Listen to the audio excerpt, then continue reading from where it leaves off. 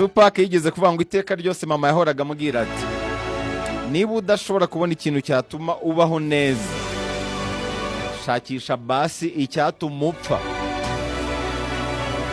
Muri make hitamo ikintu kimwe muri ibyo ngibyo. Niba udashoboye kubaho neza wumva icyanga cy'ubuzima shakisha icyatuma upfa.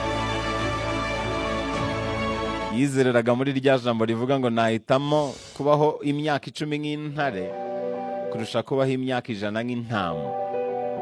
Niba udashoboye kubona ikintu cyatuma ubaho neza kuri iyi si shakisha ikintu cyatuma upfa. Aranavuga ngo ubuzima ni ikizamini, amakosa ni amasomo, gusa ikiruta byose nuko impano twahaye mu buzima ni ugukora itandukaniro. Uyu mugabo yaravuze ngo igihe nari njyenyine nabuze epfo na ruguru, nasabye inshuti zanjye kumfasha ariko nta n'umwe waje uretse Imana yonyine. Igihe nari mu bubabare nta muntu n'umwe nabonye uretse Imana yonyine. Igihe nari nkeneye umwuka wo guhumeka nta muntu n'umwe nabonye uretse Imana yonyine. Igihe nari mu gahinda gakabije nta muntu n'umwe nabonye uretse Imana yonyine. Igihe nari nkeneye ibisubizo by'ibibazo byanjye nta muntu n'umwe nabonye uretse Imana yonyine. Iyo niyo mpamvu iyo mbajijwe ubona hari urukundo rwanjye nta kuzuyaza mpita nsubiza ko nta rindi zina nshaka kumva mu matwi yanjye uretse Imana yonyine. Aranavuga ngo iyo uretse umuntu akavuga nibwo umenya imigambi ye nyayo. Bityo rero umva cyane uvuge gake. Aranavuga ngo sinjya ntsindwa mu buzima, ndatsinda cyangwa nkabikuramo amasomo. Kuri we gutsindwa ntabwo bibaho, ikibaye cyose agikuramo isomo. Yigeze kuvuga ngo ntabwo ndi intungane ariko iteka ryose nzahora ndi umunyakuri. Tupac yaravuze ngo Imana izacira urubanza umutima wanjye, umwana w'umuntu azacira urubanza ibikorwa byanjye. Uyu mugabo yaravuze ngo nta cyaha kirimo kurwanirira ibyawe. Aranavuga ngo ntushobora kurekeraho gukunda umuntu, icyo wiga ni ukubaho utamufite. Gukunda umuntu byo ntabwo rwose wabihagarika ngo bife gukunda. Niba umukunda uramukunda, ariko niba umukunda ntagukunda, ikintu wiga ni ukubaho utamufite. Iyo umuntu akweretse kwihugiraho, iyo umukunze we ntabikwereke ko agukunze, ikintu wiga ni ukubaho utamufite. Naho kumwanga byo ntago bishoboka. Aranavuga ngo uko ugira inshuti nkeya niko ugambanirwa gake. Aranavuga ngo ntukabereho kurwana ahubwo rwanira kubaho. Tupac yaravuze ngo ibitarabashe kunyica nibyo byanteye imbaraga. Sinzi impamvu buri wese ashaka kuntegeka uko mbaho. Aranavuga ngo ubuzima bugusubiza ibyo wabuhaye. Tanga ibyiza byawe byose niba ushaka kwakira ibyiza byose bigukwiriye. Ereka isi ibyiza byose ufite. Yigeze kuvuga ngo bafite amafaranga yo gushora mu ntambara ariko ntibashobora kugaburira abakene. Uyu mugabo yaravuze ngo iyo uri mukuri ntabwo ugira inshuti nyinshi. Abanyakuri ntabwo bagira inshuti nyinshi. Niba wiyemeze guhagarara ku kuri, ujye uhora witeguye no guhagarara wenyine. Uyu mugabo yibajije ikibazo ngo ese nimva zingahe dukeneye guhamba kugira ngo tubone ko bigoye kubaho muri ubu buzima tudafite Imana. Yigeze no kuvuga ngo ba wowe wige ugorore ibitekerezo byawe kandi ntukagire uwo wizera. Aranavuga nk'uko imbuto zigomba gukura hatitawe ko ziteye ku gasi, natwe niko tugomba gukura hatitawe ko turi ku gasi. Yigeze no kuvuga ngo umugore niwe wakuzanye ku isi, nta burenganzira ufite bwo gusuzugura umugore. Aranavuga ngo ntabwo ushobora kuba inshuti isanzwe iyo umuntu mwigeze kujya kure mu rukundo. Biragoye ko waba inshuti isanzwe iyo umuntu mwigeze kujya kure mu rukundo. Yigeze no kuvuga ngo ndi umuntu bigora cyane gukunda, ariko iyo nkunze nkunda cyane. Pac yaravuze ngo intego yanjye ni ugukwirakwiza ibitwenge aho kuba amarira. Aranavuga ngo umuntu wese arwana n'ibintu bitandukanye. kuri we ngo rimwe na rimwe abarwana n'umutima we. Uyu mugabo aravuze ngo ntugatinye umwana w'umuntu, tinya Imana yonyine. Yavuze ijambo rikomeye nifuza ko twasigarana, ngo ntuzigere uva kuri iyi si utayeretse ibyawe byose. Mbere y'uko urupfu rutwara ibyo watije, gerageza utange ibyo usabwa gutanga. Siga weretse isi ibyawe byose, ibyo wari ushoboye byose. Ikuzimu nta migabo n'imigambi bihabwa. Yavuze ijambo rikomeye ngo niba utanzi ntukancire urubanza. Mu magambo ya Tupac yavuze muri iki gice munyemere nyasoreze kuri iri, yaravuze ngo Imana yonyine niyo izancira urubanza. Ana amagambo meza cyane yavuzwe n'icyamamare Tupac Shakur. Burna Boy yaravuze ngo nta mugabo uhangayitse nk'uriya uri kwibaza uko ari bugaburira abana be batanu uyu munsi. Kuri Burna Boy, umugabo uhangayitse nuriya none ahangaha wicaye ari gutekereza ese abana bararya iki. Yaranavuze ngo niba udashoboye kuzamura idarapo ry'igihugu cyawe, basi shakisha uburyo wazamura idarapo ry'aho ukomoka. Yanatanze ubuhamya ati nkomoka mu majyepfo ya Nigeria, ahantu hitwa Port Harcourt. Nta muntu n'umwe wari wakamenyekanye ukomokayo. Yakuze yumva ari uzashyira agace akomokamo ku ikarita y'isi. Burna Boy yaravuze ngo ibanga ryo gukabya inzozi ni ukuba wowe. Abanyamuziki bato iyo bangishije inama babwira ko nta muntu ujya uhabwa igihembo kuko yakoze nka runaka. Uhabwa igihembo kubera umwihariko wawe. Uhabwa igihembo kubera ko utandukanye n'abandi. Ni nka bya bindi by'aho muhanga ngo umuswa wa mbere ni wa wundi uhora usubiramo ibintu bimwe, yarangiza akitega ibisubizo bitandukanye. Iteka ryose iyo ukora wigana abantu, ntabwo wahembwa wowe, hahembwa ba bandi wigana. Niyo mpamvu Burna Boy yavuze ngo ibanga ryo gukabya inzozi ni ukuba wowe. Gira umwihariko wawe. Burna Boy yaravuze ngo igisha umwana wawe ukuri kose kw'ibintu kandi ujyane n'igihe agezemo. Nurera umwana wawe utajyana n'igihe, igihe kizamusenya ntacyo cyitayeho. Burna Boy yaravuze ngo kuva nkiri muto nigishijwe ko buri kintu cyose kigira igihe cyacyo. Kuri njye nta kintu na kimwe cyarengeje igihe, nta n'icyaje imburagihe. Buri kimwe cyose kiza mu gihe nyacyo. Burna Boy yaravuze ngo hari ikintu kimwe gusa gifite agaciro kuruta igihe. Ni ikihe kintu ubona gifite agaciro kuruta igihe? Kuri Burna Boy, ikintu gifite agaciro kuruta igihe ni abantu n'ibintu tugitakazaho. Yaba umuntu cyangwa ibintu ibyo ari byo byose utakazaho umwanya wawe. Kuri Burna Boy ibyo bifite agaciro kuruta igihe.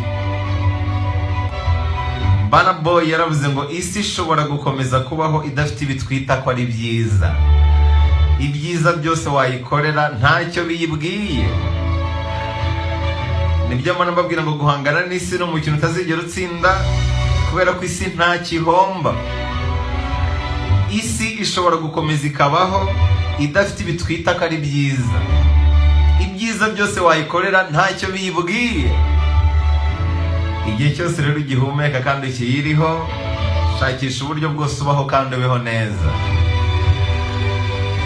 Burna Boy yaravuze ngo ibuka ko gutsinda atari iherezo, no gutsindwa si ugupfa, ahubwo kugira ubutwari bwo gukomeza nibyo bibara.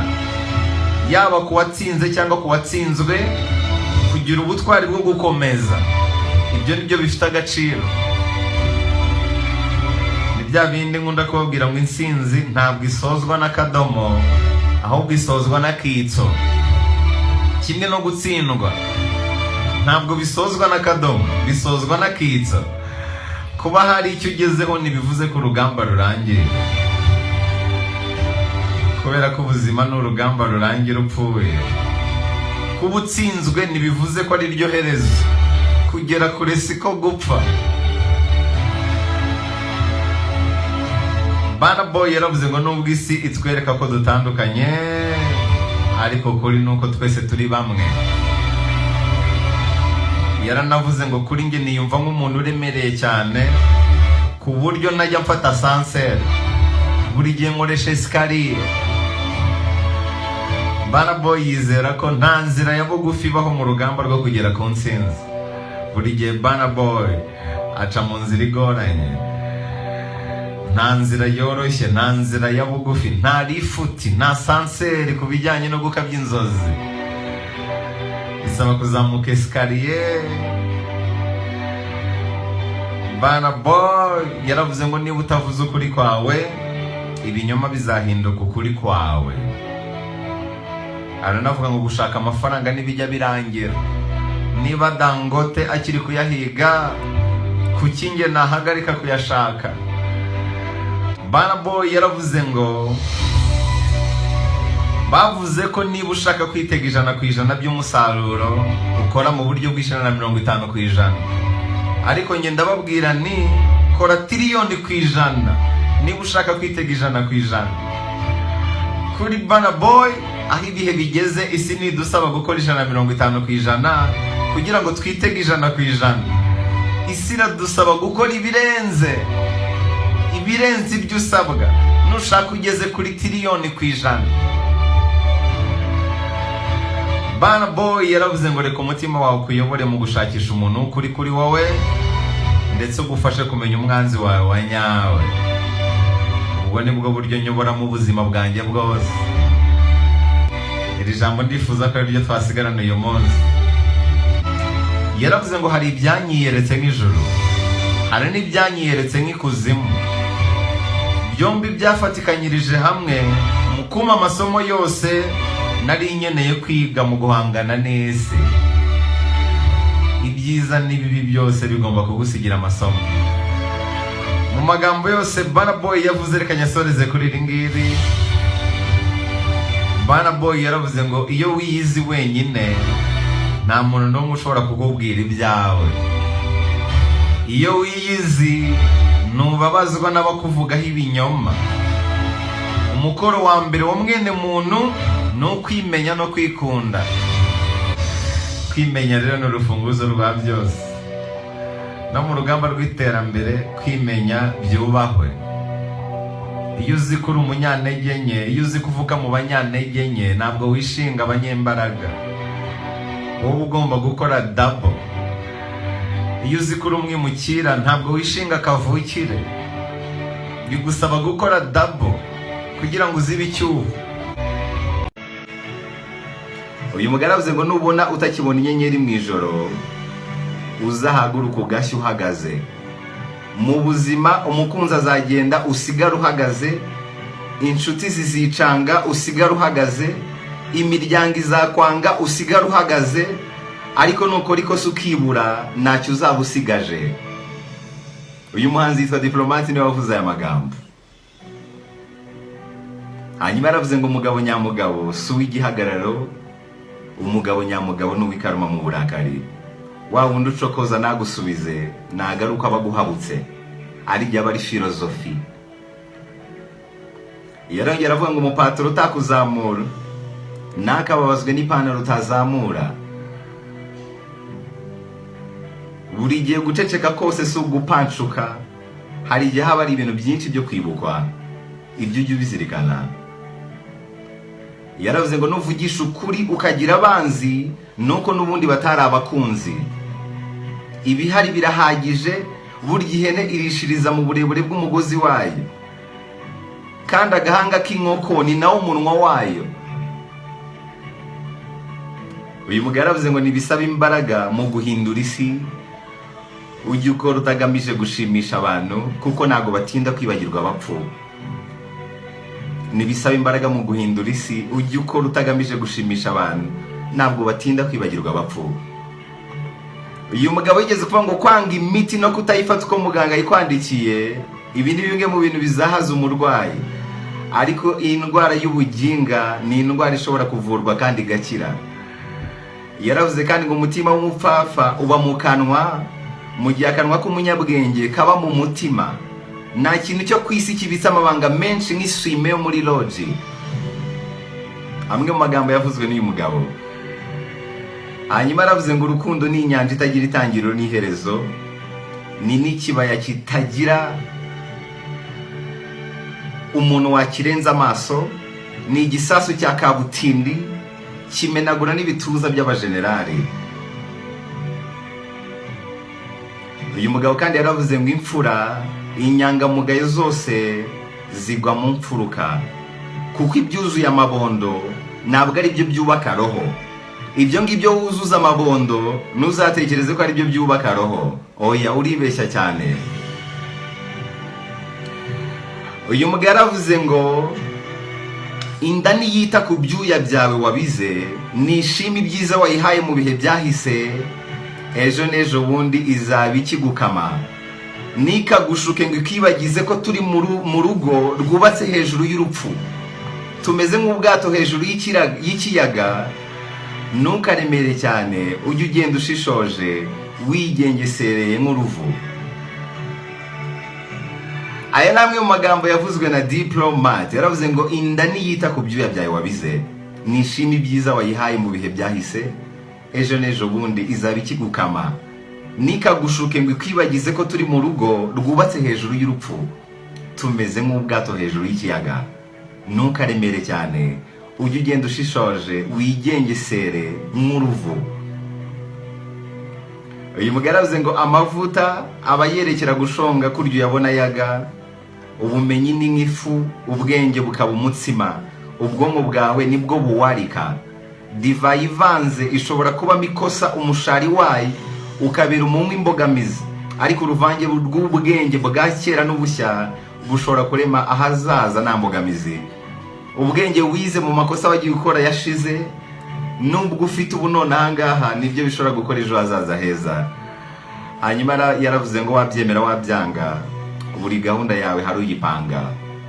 Ukuri nuko hari imishinga itagurwa n'ifaranga. Akagusabye amaraso ntabwo ushobora kuyakarenza, kirazira. Nawe uzahazagwa igihe n'umunsi azapfa, ibyo ujye ubizirikana.